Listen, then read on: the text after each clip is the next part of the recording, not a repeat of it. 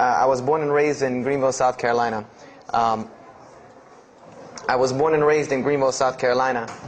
And I was raised by my grandparents because at a very early age my mother had stepped out and my father was working 2 jobs. So it was me and my grandparents.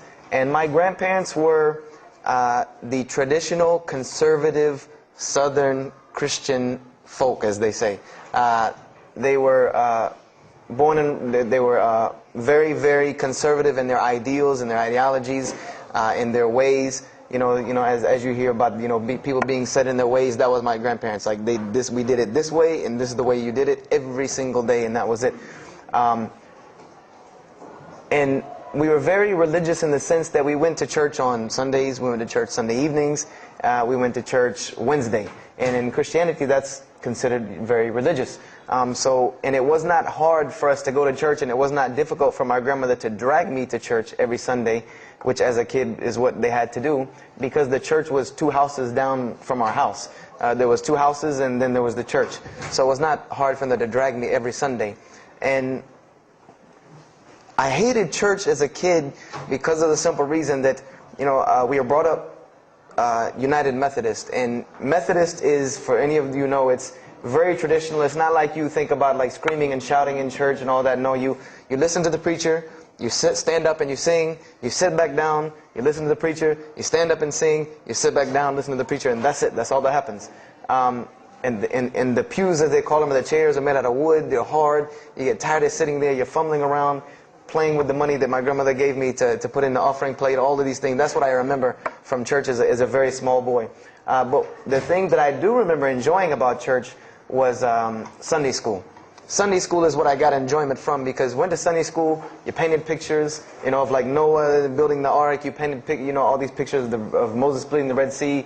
You learned the stories of Moses freeing the children of Israel from Egypt. You learn the story about him splitting the Red Sea. You learn the story about Noah and the ark. You learn the story about David and Goliath. You learn all these beautiful stories in Sunday school. So this was basically, as coming up, this is what I knew about Christianity, was the stories that I learned in Sunday school, because I never listened to the preacher during regular service. So that was the only thing I knew about Christianity. So coming up, this was how it was. It was just the norm. And the conservatism in my house, just to give you an example, and about the level of conservatism, is, if let's talk about gender issues, let's say when I became 12, 13, 14, and I started to actually, notice females, and I actually didn't think they had diseases and wanted to run away from them every time I saw them. Let's say I wanted to have a girl over or something of this nature. It was so serious to my grandmother that I had to make an appointment with her, let her know this girl was coming to my house. We had to sit in the formal living room, which in the South, I don't know how it is here, but you have the dining room, then you have the formal living room with all the nice stuff that you don't go in unless there's company over. And my grandmother either had to be sitting in the same room with us or in the kitchen where she could see directly in the room. I mean, this is just how it was in my house. This is how my grandmother and grandfather were. They were very stern. They were very loving, but there were rules, and those rules were the way they were, and they did not change. So this was my upbringing. And I would say at about the age of 12, 13, 14, more along the age 13, 14, I started going to the Saturday evening youth services at my church that were for 12 and up. And the youth services were held in the gym, and they were totally different than church. At the youth services you went, we played basketball, we played volleyball, we played dodgeball, we played every kind of sport, and we ate pizza and cake and candy, all the stuff kids like to do. And at the end, the youth minister, who happened to be my catty corner neighbor across the street, when I was 14, he was 17, he was the youth minister, so he would sit us down and give us a 30-minute lecture about Christianity, about something about God. He would give us a 30-minute sermon, and that's how the youth services were. And going to these youth services, I met some other people who went to other youth services. They invited me to Young Men for Christ and other things that were going on in South Carolina. And so I started to go to these different retreats and camping trips with them. And so that is when I would say that I started to become a Christian out of will. I became a Christian because I wanted to, not because it was something I was dragged to do. I started to actually want to be Christian. This is something I wanted to do. I made my own choice and my own decision to do it. So when I turned 15, I started going to high school. And when I was a freshman in high school, my best friend, who was the youth minister, was a senior in high school. And I remember we had a very close bond because I had not had my license yet, so I used to ride with him to school every day. And it was a big deal for me to be able to ride to school with a senior, especially since he had a brand new, or it was a brand new, but he had a restored '67 Mustang, which I've always been a fan of cars when I was a kid. So we had a very close bond, and we were very good friends because both of our parents were very similar. They didn't let us do much. So we spent a lot of time with each other. And when I became a sophomore, he graduated and started to attend Bob Jones University. I don't know if that rings a bell with anyone, but Bob Jones University is a very prestigious conservative Christian college in South Carolina. It's probably the most conservative college I've ever seen. Because the Moody Institute is known as one of the most famous in this country. It's in Chicago. But Bob Jones is conservative to the point to where when it comes to men and women, like men and women are not allowed to get caught talking to each other in a room alone if they're not married, holding hands on campus. The men had to wear button-up shirts or polo shirts tucked in with slacks or jeans. The women had to wear skirts. No jeans, skirts that came down to the ankle, and a shirt that came to the wrist. And this was part of the guidelines for Bob Jones University. You know, you didn't party, you didn't drink, there was none of this that happened at Bob Jones University. And he started going there, and his major was textual criticism. And textual criticism probably doesn't ring a bell with anyone, and to explain it in detail would probably take another entire lecture. But just to give you a brief synopsis of what is textual criticism. A textual critic takes the ancient manuscripts of the Bible, the pieces of parchment that were found all over the world, and he has to learn Hebrew, Greek, Aramaic, Latin, these languages that these parchments have been found in.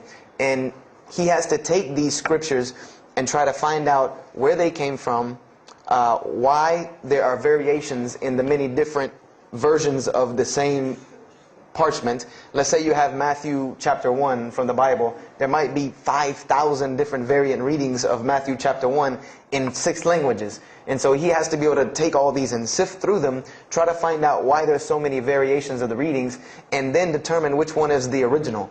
And that's not as easy a task as it seems. You could figure, which whenever the oldest is probably a more original, which is not the case. Since there are no originals, you might have one parchment that is the oldest parchment of the group, but it might be a copy of a copy of a copy of a copy of a copy of a copy laden with mistakes. And then you might have the newest parchment in the series that might be a once over copy from an original, or a twice over second copy from an original.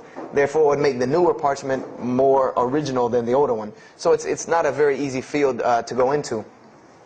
And he started studying textual criticism, and being that I was his best friend, I started studying textual criticism. Whenever he was, doing his homework or research papers, I was right there with him. Whenever he did a homework, he would always let me read it. Or when he finished his papers, he would give them to me. He would pass down all of his papers to me. Every textbook, when he was done with it, he would give it to me. I started to learn a little bit of Greek, a little bit of Hebrew. So I became, started to become a layman's textual critic, and I applied to Bob Jones University in my sophomore year because it was a 3-year waiting process for Bob Jones. And when I turned 16, almost 17, my friend came to me one day and he asked me a question that I had never really even pondered upon. He asked me, he said, "Have you ever read the Bible?" And I said, no, in church. I mean, yeah, we've all read the Bible in church. Your parents make you open it up and look at it. And at the Bible studies I went to, Young Men for Christ, we did have Bible studies, and we'd read a few passages and talk for 2 hours about those few passages. But he's like, no, have you ever read it? Like you read a book beginning to end. I said, no, I don't know anybody that's read, nobody that I knew had ever read it, beginning Genesis 1 to the end. He said, but this is the inerrant Word of God, as we are taught. This is our instructions on earth. Why haven't we read it? Why have we not read this book? And I said, that's a very good question. And he gave me a challenge. Well, it was basically a challenge for us both. He said, let us start with Genesis 1:1, and let's read the Bible, and let's see what God says to us. Because this is the inerrant Word of God, inspired to men, for instructions for us. So let us see what God says to us. If God can talk to the preacher through this book, why can't he talk to me? I said, you're right. I said, that's very good. I had a lot of time on my hands. I wasn't really allowed to do much anyway after school, so I said, why not? Let's read the Bible. I was somewhat nerdy as a 14, 15-year-old, 16-year-old. So we started to read the Bible, and we decided to go from Genesis 1:1. And what we tried to do, this was the attempt that we made, was to not think of anything that we'd ever heard about Christianity, but to open the Bible, and let's say I just found this book in the desert, and read it and see what it says to me.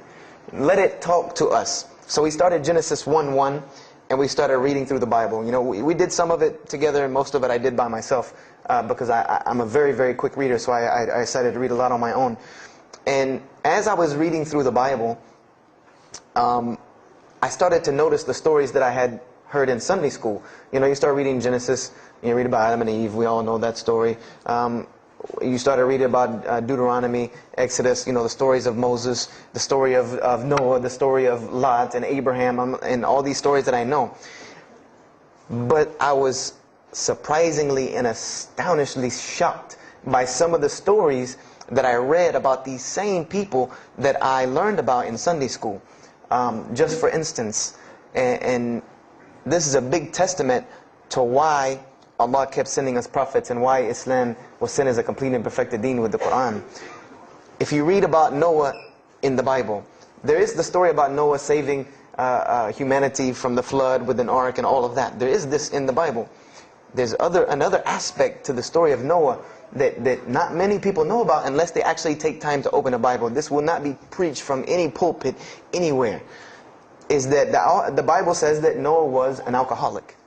This is the Bible's portrayal of Noah, or Nuh alayhi salam, that he was an alcoholic, that he was a drunkard. This is the word used in the Bible, that he was a man given to alcohol. And I'm a psychology major, and my field of specialty is mental illnesses, and alcoholism is one of those, is a mental illness. And I know from seeing alcoholism's effect on one of my close friends' parents, I know that someone who is truly addicted to alcohol, and if Noah lived for so long addicted to alcohol, he was seriously addicted to alcohol. It is hard for someone addicted to alcohol to hold down a 9-to-5 job working at McDonald's flipping hamburgers, much less construct an ark to save humanity from a flood that's never happened. So that stopped me for a moment in my tracks, and I said, Noah was an alcoholic, you know, and it bothered me for a minute, because I said, things started popping in my mind, like, if Noah was a drunkard, how did he know God was talking to him? Because, you know, I've seen some people, they're alcoholics, you know, you were just asleep in my dog's food bowl the other night, drooling, and now you're telling me you were talking to God last night. You know, to rationally, that would not make sense to me. That's like, you know, an alcoholic on the street coming to you and tell you God's talking to him. You know, he has no, this would give this man no validity. This man has no validity with anyone. So I didn't pay it too much attention. It caught me, but I said, you know what, I'm going to keep going, because there's one thing that you don't do in Christianity, and I'll tell you what it is in a minute when I started doing it.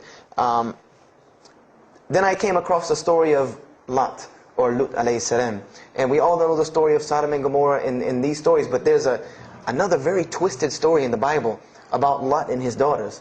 There's a story of Lot and his daughters in the Bible that says his daughters got him drunk one night and seduced him and committed incest with him. A'udhu billah. This is the Bible. This is one of the Bible portrayals of the prophets of God. The person who saved his family from Sodom and Gomorrah. This is the story that is in the Bible. So I'm catching myself again, like, oh, this is becoming a really bad habit that I'm seeing. This is becoming a bad recurrence that I'm seeing over and over again in this Bible. So, you know, after that I started, you know, speeding through some of the other mumbo jumbo to get to more of these prophet stories. And I got to the story, there are others, and there are some stories in the Bible that are not PG rated, period. They're not rated for talking anywhere. You know, you would need an 18 and up ID card to be able for me to even tell you these stories.